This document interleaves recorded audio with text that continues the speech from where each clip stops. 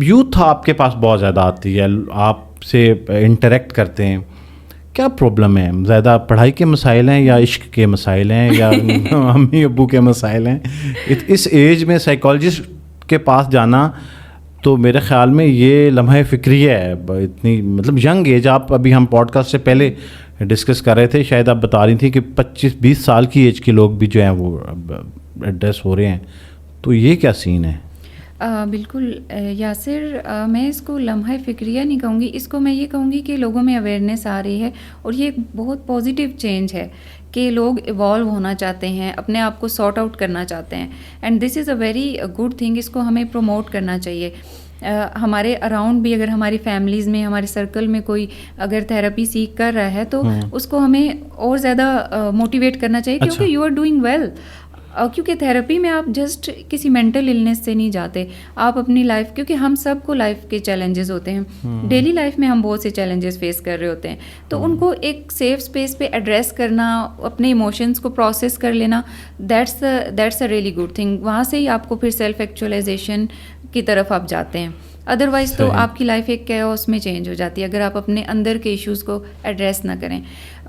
دوسری بات یہ کہ بچوں میں اس لیے کیونکہ دیکھیں بچوں کو آپ نے تینوں قسم کے پرابلمس بالکل ٹھیک بتائے ہیں. بچوں میں پڑھائی کے بھی مسئلے ہیں, عشق کے بھی مسئلے ہیں, اور پھر جابس کے بھی مسئلے ہیں, فیوچر کے بھی, اور پیرنٹس کے ساتھ ایشوز بھی ہیں.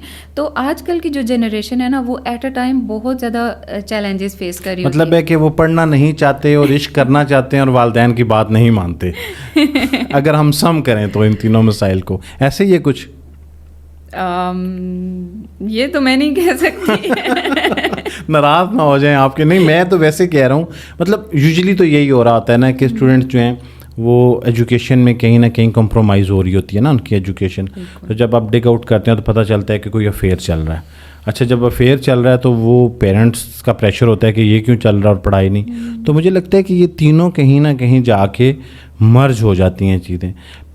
پھر بھی آپ کے پاس جب ایک زیادہ جو اسٹوڈنٹس ہیں ان کو پڑھائی میں کیا مسائل آتے ہیں, سب سے پہلے اس کو ایڈریس کرنے کہ کوئی ایجوکیشن سسٹم میں آپ کو لگتا ہے کہ کچھ چینج کرنے کی ضرورت ہے, یا لوگوں کو اسٹوڈنٹس سمجھ نہیں پاتے, ہمارا جو کریکولم ہے وہ ایسا نہیں ہے, کیا زیادہ تر لوگ کیا پوچھتے ہیں آپ سے؟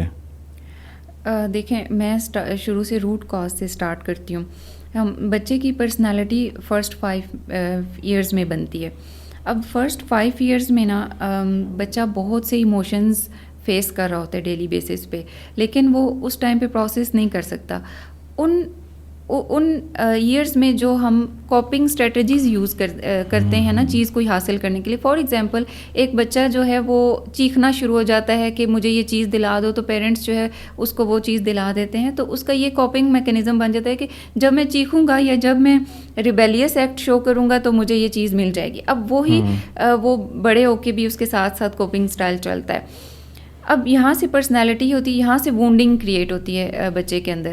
وہ جب بڑا ہوتا ہے تو وہ اس کے ساتھ, اب اس ٹائم پہ جب ایک چائلڈ ہوتا ہے اس ٹائم پہ اگر بچے کو توجہ نہیں ملی, نگلیکٹڈ بچہ ہے, یا پیرنٹس کے آپس میں سیپریشن ہو گئی ہے, یا کچھ اس طرح سے ڈس فنکشنل فیملی سے آیا ہے, تو اس کے اندر ایک وونڈنگ ہوگی.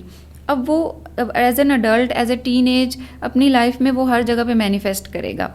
جب وہ اسکول جائے گا, یونیورسٹی, اب ہم یوتھ کی بات کریں تو یونیورسٹی میں کیوں اس طرح کے پڑھائی کے ایشوز سامنے آتے ہیں, بریک اپس کے ایشوز سامنے آتے ہیں, بیکاز وہ اندر ایک وونڈنگ ہوتی ہے, اور وہ وونڈنگ سرفیس پہ آ رہی ہوتی ہے. کوپنگ سٹائلز اس طرح کے بنے ہوئے ہوتے ہیں, انہیلدی کوپنگ سٹائلز کے, جس وجہ سے پڑھائی کے بھی جو ہے وہ ایک پراپر آرگنائزڈ چیز فالو نہیں ہو سکتی. پھر ساتھ میں انٹرپرسنل ریلیشن شپس کے بھی ایشوز شروع ہو جاتے ہیں, بیکاز آپ دیکھیں کہ یہ تو ایک نیچرل چیز ہے نا, جیسے جیسے آپ کے ہارمونل چینجز آتے ہیں آپ اپوزٹ جینڈر کی طرف اٹریکشن فیل کرتے ہیں. And this series of relationships and heartbreaks and stuff started from their.